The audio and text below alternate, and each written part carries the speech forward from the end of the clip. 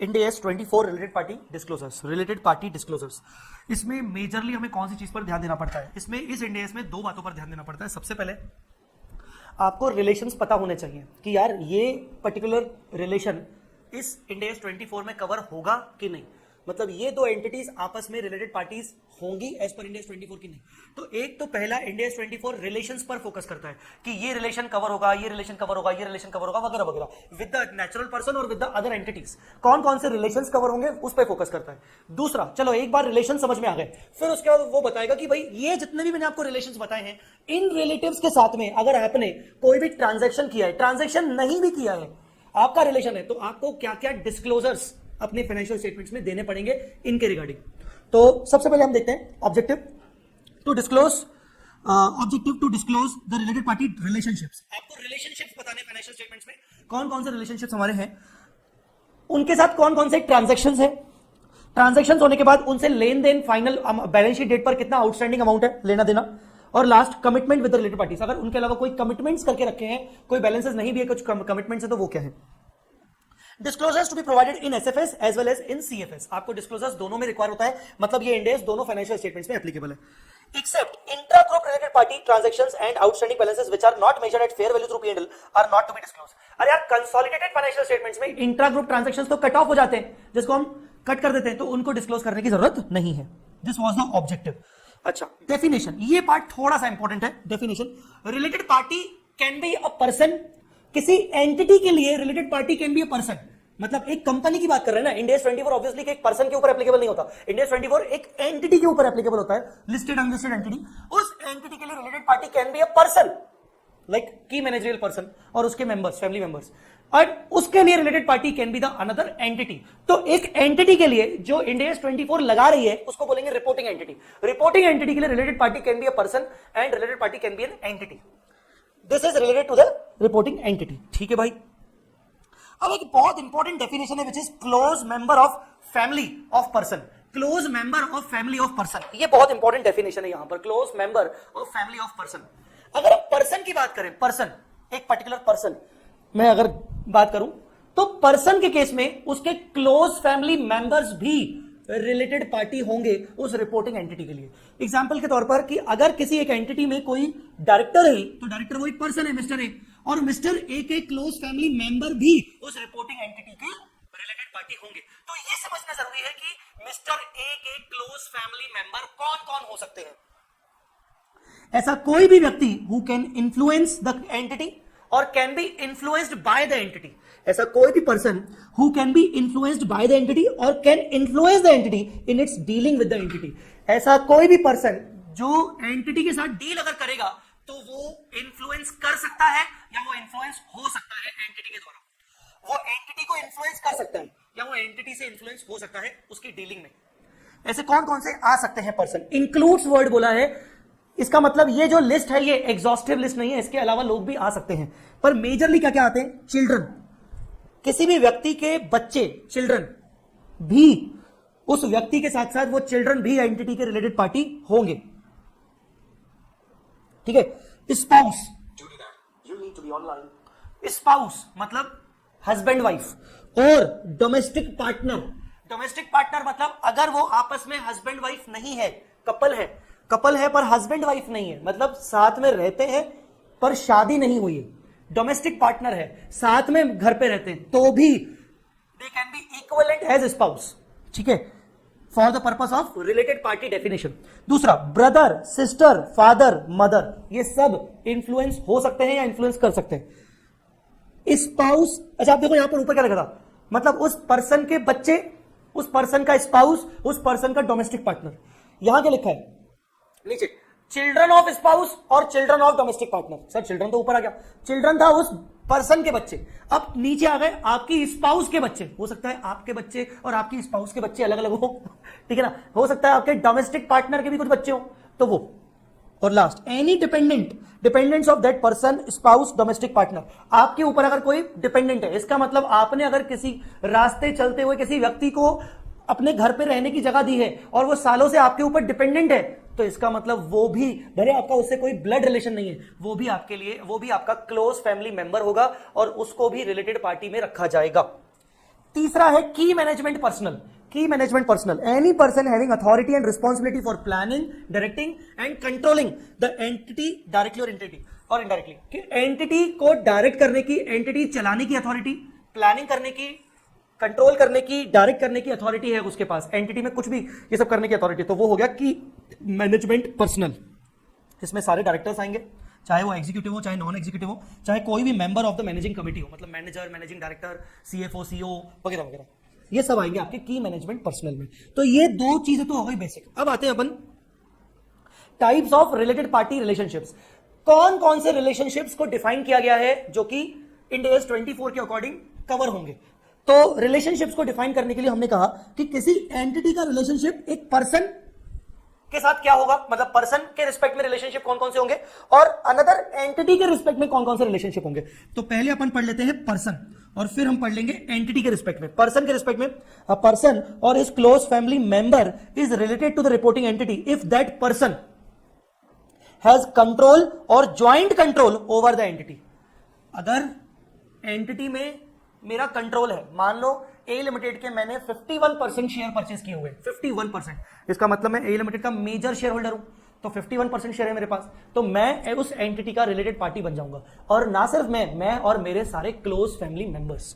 दूसरा, अच्छा यहां पर वर्ड क्लोज क्यों लगाया है? क्लोज इसलिए लगाया क्या कि चाचा, फूफा, फूफी, चाची, ये सब नहीं आएंगे, बुआ, ये सब नहीं आएंगे क्लोज फैमिली मेंबर्स में, मतलब जो बिल्कुल मेरे करीब है, ठीक है ना, और has a significant influence over the entity. अब दूसरा, मेरे पास 51% नहीं है, मेरे पास 25% होल्डिंग है ए लिमिटेड का, तो भी मैं उस ए लिमिटेड का रिलेटेड पार्टी हूं और मेरे क्लोज फैमिली मेंबर्स। या फिर the person is a member of KMP, या तो मैं उस कंपनी का केएमपी हूं, उस कंपनी के केएमपी का एक मेंबर हूं, मतलब मैं उस कंपनी में डायरेक्टर हूं, मतलब मैं अगर किसी भी कंपनी का डायरेक्टर हूं तो director will always be treated as a related party, और डायरेक्टर के close family members of reporting entity और a parent of reporting entity. अब मैं अगर किसी एंटिटी में डायरेक्टर हूं, मैनेजर हूं, मैनेजिंग डायरेक्टर हूं, तो मैं और मेरे क्लोज फैमिली मेंबर्स उस एंटिटी के तो रिलेटेड पार्टी होंगे, पर उस एंटिटी के पेरेंट एंटिटी के भी हम रिलेटेड पार्टी होंगे। उस एंटिटी की जो पेरेंट एंटिटी होगी, होल्डिंग कंपनी होगी, पेरेंट कंपनी होगी, उसके भी हम रिलेटेड पार्टी में गिने जाएंगे। तो ये हो गया एक रिलेशनशिप विद द पर्सन। तो अगर किसी पर्सन के पास एंटिटी में कंट्रोल है या फिर ज्वाइंट कंट्रोल है, ज्वाइंट कंट्रोल मतलब मैं और मेरे फ्रेंड ने मिलकर एक ज्वाइंट वेंचर स्टार्ट किया, दोनों का 50-50% है, तो भी मैं बोलूंगा मेरे पास ज्वाइंट कंट्रोल है। तो मेरे पास अगर कंट्रोल या ज्वाइंट कंट्रोल, या मेरे पास सिग्निफिकेंट इन्फ्लुएंस, या फिर मैं उस एंटिटी के केएमपी का पार्ट हूं, तो मैं और मेरे क्लोज फैमिली मेंबर्स उस एंटिटी के रिलेटेड पार्टी होंगे। केएमपी में के केस में तो पेरेंट कंपनी के भी रिलेटेड पार्टी होंगे, ठीक है ना। अब दूसरा है important, related party relationship with the another entity. इसमें आपको याद रखने हैं ये 9 टाइप ऑफ रिलेशनशिप्स, ये 9 टाइप ऑफ रिलेशनशिप आपको याद रखने हैं। कुछ कुछ को समझाने के लिए मैंने यहाँ पर साइड में एग्जांपल भी लिख के रखे हैं, कुछ कुछ रिलेशनशिप्स को समझाने के लिए। तो ये आपको 9 टाइप ऑफ रिलेशनशिप्स आपको समझने पड़ेंगे। हो सके तो इसका स्क्रीनशॉट जरूर ले लीजिएगा, 1 सेकंड रुकिए, आप स्क्रीनशॉट ले लीजिए।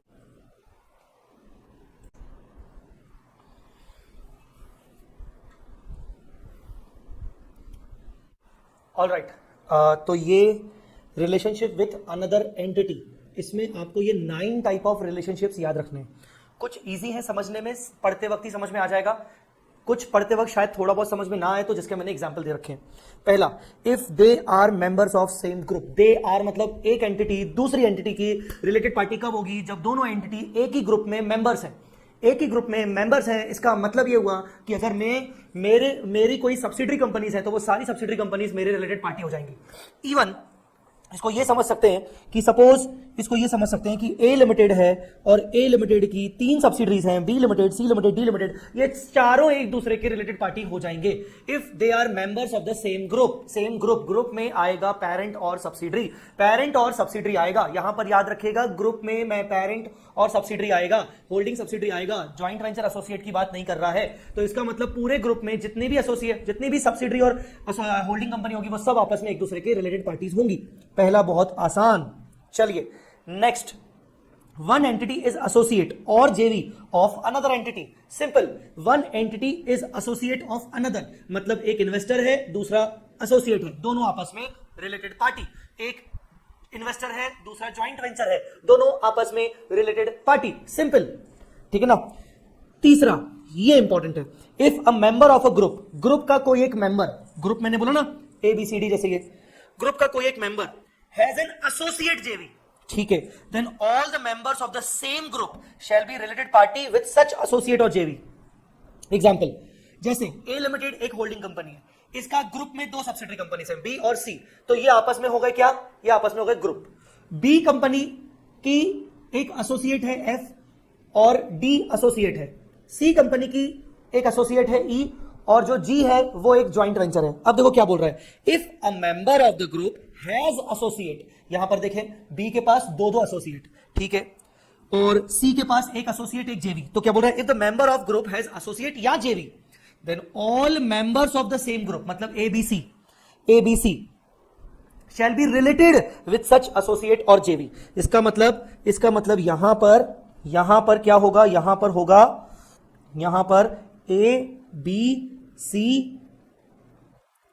F, A B C is related to F, A B C है बेटा, C is related to D, A B C is related to E, A B C is related to G. ये तीनों companies के लिए related party, मतलब F जो होगी वो इन तीनों की रिलेटेड पार्टी, डी इन तीनों की रिलेटेड पार्टी, ई इन तीनों की रिलेटेड पार्टी, जी इन तीनों की रिलेटेड पार्टी। पर आगे क्या बोल रहा है, बट को एसोसिएट को वेंचरर shall never be related party.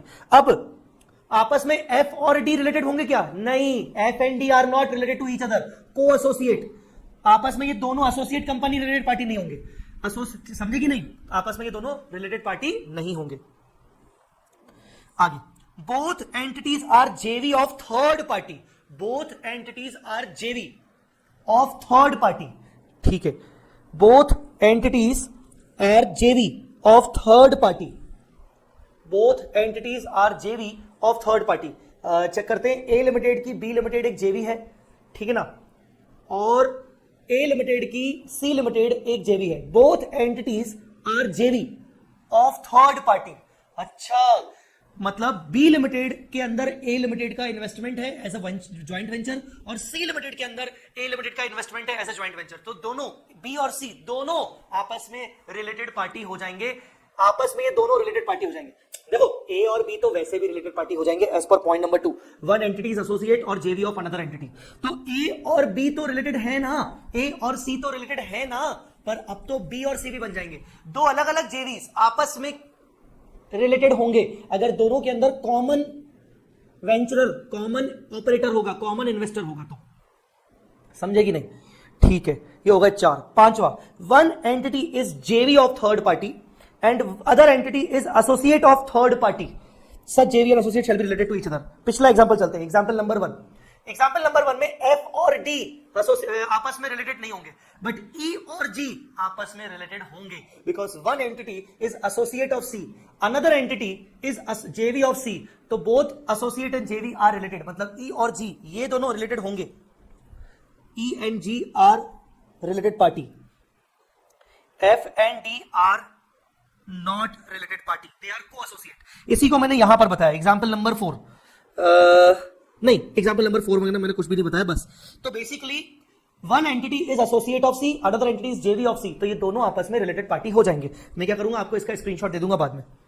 अच्छा जी, next, subsidiary of an associate company, मेरी एक एसोसिएट कंपनी है जिसकी सब्सिडरी है, ए लिमिटेड की एसोसिएट कंपनी बी, बी की subsidiary C, shall be related to the investor, मतलब अब जो सब्सिडरी है ना सी, वो मेरे, मतलब मैं इन्वेस्टर हूं, ए लिमिटेड की इन्वेस्टमेंट बी में है एज एन एसोसिएट, बी उसका एसोसिएट है, बी का सब्सिडरी है सी, अब ए और सी आपस में रिलेटेड बन जाएंगे। देखो सिंपल, ए लिमिटेड एक इन्वेस्टर है जिसका बी लिमिटेड में एसोसिएशन है, एसोसिएट कंपनी है बी लिमिटेड उसकी, तो ये दोनों तो आपस में रिलेटेड है एज पर पॉइंट नंबर 2।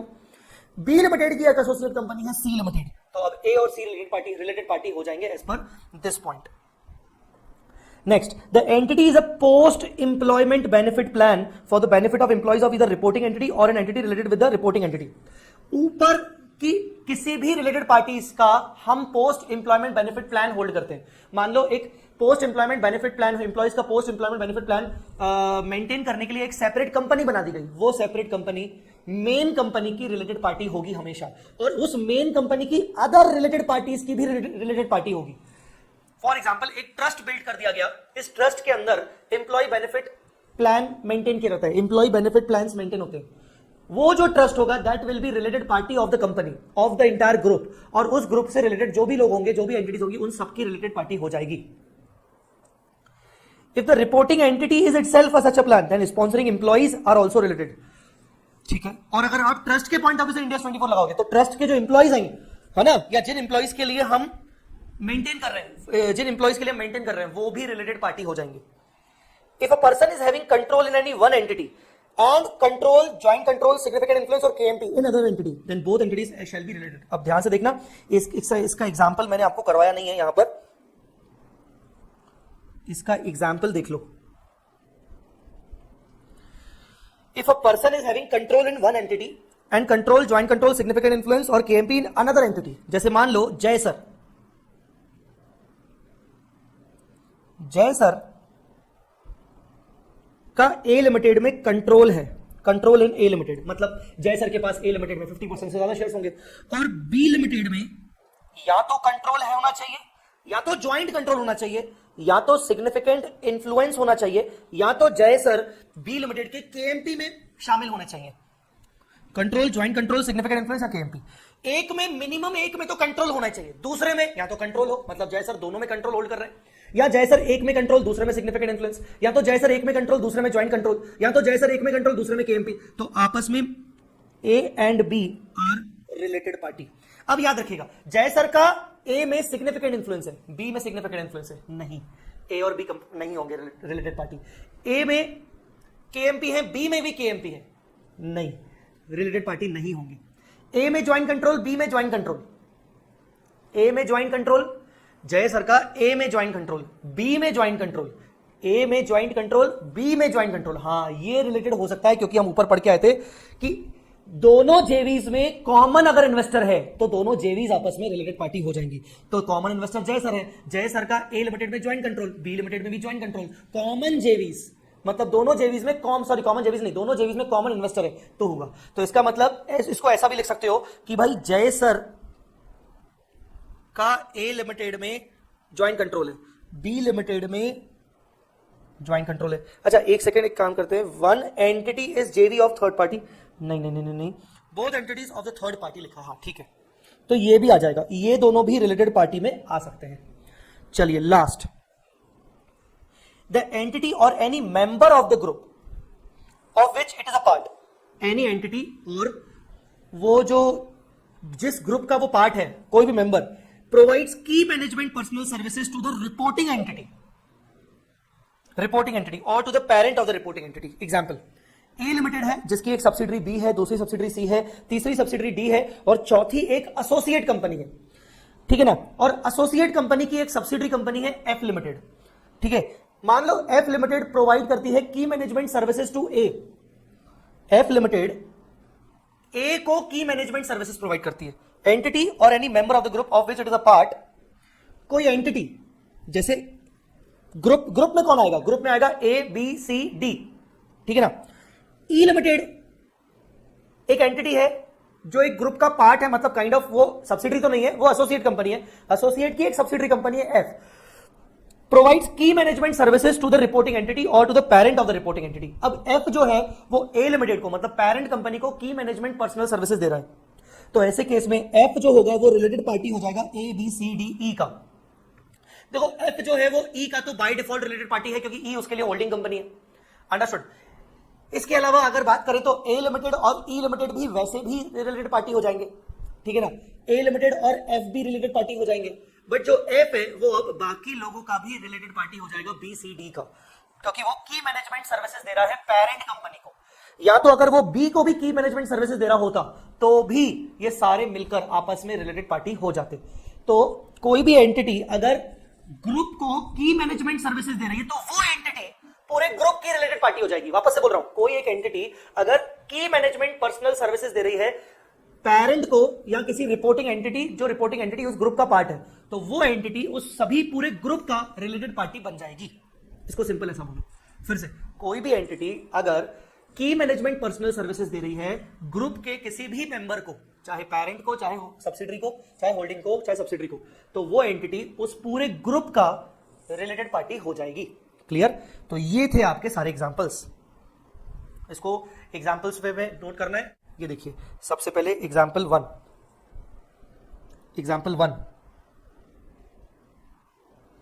अच्छा एक एग्जाम्पल 2 भी देख लीजिए। ए लिमिटेड बी लिमिटेड दोनों का जेवी है सी लिमिटेड, तो A and B are not related party. ये ए और बी जो है वो को वेंचरर्स हैं। देखो कॉमन जेवी नहीं होना चाहिए, ठीक है ना, कॉमन जेवी नहीं होना चाहिए। जेवी अलग अलग है, उन दोनों के कॉमन इन्वेस्टर्स हैं, तो आपस में दोनों जेवी रिलेटेड पार्टी हो जाएंगे। यहां पर एक जेवी में 2 इन्वेस्टर्स हैं, तो ये दोनों इन्वेस्टर्स आपस में रिलेटेड पार्टी नहीं होंगे। यहां लिखा हुआ है थर्ड पार्टी में कि को एसोसिएट या को venturers are not related parties. तो आप एग्जाम्पल नंबर ए नोट कर, पहला एग्जाम्पल नोट कर लीजिए, स्क्रीनशॉट ले लीजिए, फिर आप दूसरा एग्जाम्पल का स्क्रीनशॉट ले लीजिए, फिर आप तीसरे एग्जाम्पल का स्क्रीनशॉट ले लीजिए, चौथे एग्जाम्पल, तीसरा चौथा का इकट्ठा एग्जाम्पल ले लीजिए, एक एग्जाम्पल नंबर 6 का स्क्रीनशॉट ले लीजिए, और ये वाले एग्जाम्पल का स्क्रीनशॉट ले लीजिए 5 का। ठीक है, चलिए अभी next 4th point, identification of who is not a related party. कुछ 4 चीजें ऐसी हैं जिनको रिलेटेड पार्टी नहीं कहा जाएगा। 4 लोगों को रिलेटेड पार्टी नहीं कहा जाएगा। These are not related parties. कौन कौन सा? पहला, 2 entities are not related party simply because they have a director और other member of key management personnel. 2 entities are not related parties simply because they have a director or other member of key management person in common। दोनों entities में same director है। हाँ, एक में joint control है मेरा और दूसरे में मैं डायरेक्टर हूं, तो आपस में ये दोनों एंटिटीज रिलेटेड पार्टी हो जाएंगी। पर मैं दोनों में डायरेक्टर हूं, कुछ नहीं होगा। Because a member of key management person of one entity has significant influence और इवन एक में मैं केएमपी हूं, दूसरे में मेरा सिग्निफिकेंट इन्फ्लुएंस है, कुछ नहीं, आपस में रिलेटेड पार्टी नहीं होगी। हाँ, पॉइंट ये है कि एक में मेरा कंट्रोल होना जरूरी है, दूसरे में भले मैं केएमपी हूं, सिग्निफिकेंट इन्फ्लुएंस है, ज्वाइंट कंट्रोल है, तो चलेगा। ऐसे केस में रिलेटेड पार्टी होगा। दोनों में मैं केएमपी हूं, एक में केएमपी, एक में सिग्निफिकेंट इन्फ्लुएंस, दोनों एंटिटीज रिलेटेड पार्टी नहीं होंगी। दूसरा, 2 venturers are not related party simply because they share joint control over a joint venture. ये मैंने अभी आपको एग्जांपल नंबर 2 बताया, ये वाला। ये 2 वेंचरर्स आपस में रिलेटेड पार्टी नहीं होंगे, क्यों? भले उनका कॉमन वेंचर है तो भी वो रिलेटेड पार्टी नहीं होंगे। तीसरा, प्रोवाइडर्स ऑफ फाइनेंस, मतलब बैंक ने आपको पैसे दिए हैं, trade unions, public utilities, departments और agencies of government that does not control और ज्वाइंटली कंट्रोल और significantly influence the reporting entity. जो सिर्फ आपसे नॉर्मल डील कर रहे हैं, नॉर्मल ट्रांजेक्शन, तो वो आपके एक तरीके से रिलेटेड पार्टी नहीं होंगे। अबव ऑल और not related party by simply by the virtue of their normal dealings with the entity. अगर वो एंटिटी के साथ नॉर्मल डीलिंग कर रही है तो कोई रिलेटेड पार्टी नहीं होंगे। लास्ट, एक customer, supplier, franchisor, distributor, general agent, franchisor भी आपका रिलेटेड पार्टी नहीं होगा। With whom an entity transacts a significant volume of business simply by the virtue of resulting economic dependence। भले इकोनॉमिक डिपेंडेंसी है उसकी, हमारे कस्टमर की हम पे या हम हमारी उसके ऊपर, फ्रेंचाइजी की हमारे ऊपर, तो इस कारण से भी वो हमारा रिलेटेड पार्टी नहीं होगा, कुछ भी हो जाए। तो ये 4 रिलेशंस आपके रिलेटेड पार्टी में नहीं आते। Last but not the least, चलो ये प्रूव हो गया कि रिलेटेड पार्टी रिलेशनशिप्स कौन से हैं। अब ये बताइए कि हमें इन रिलेशनशिप्स अगर हमारे एग्जिस्ट करते हैं करंट ईयर में, तो हमें क्या डिस्क्लोजर्स करने चाहिए।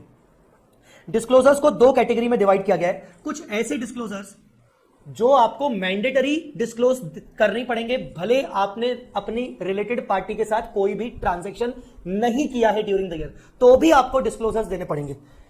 Following disclosure is compulsory even if there is no transaction with the related party. Name आपका, नेम ऑफ द पेरेंट और अल्टीमेट कंट्रोलिंग पार्टी, मतलब सीधी बात है आपकी कौन कौन सी सब्सिडरीज है, या अगर आप सब्सिडरी हो, इंडेस लगा रहे हो, तो आपकी पेरेंट कौन सी है। If ultimate parent or controlling party do not provide CFS, then the next controlling party name which produce CFS। आपका अगर जो इमीडिएट पेरेंट कंपनी CFS नहीं बनाता, उसका भी पेरेंट बनाता है, तो जो भी आपका CFS बनाता है, जो भी CFS बनाता है, जो आपको कंसोलिडेट करता है, उसका नाम। The requirement to disclose related party is in addition to the requirements of Ind AS 110 and 28। वो तो ठीक है, 110 and 28 में जो डिस्क्लोजर्स बताए गए हैं, भाई जेवी के बारे में डिस्क्लोजर करना है, सब्सिडी के बारे में, उसके अलावा एक्स्ट्रा डिस्क्लोजर है इसमें। Category 2, these disclosures are required only when there is a related party transaction during the year। अगर ड्यूरिंग द ईयर ट्रांजैक्शन हुए तो ये एडिशनल डिस्क्लोजर आपको देने हैं। पहला, total compensation to KMP, total compensation to KMP, key management personnel को आपने कितना कितना सैलरी दिया। Disclose the following when there is a related party transaction during financial year. Nature of relationship, आपका एसोसिएट है, जेवी है, केएमपी है, whatever.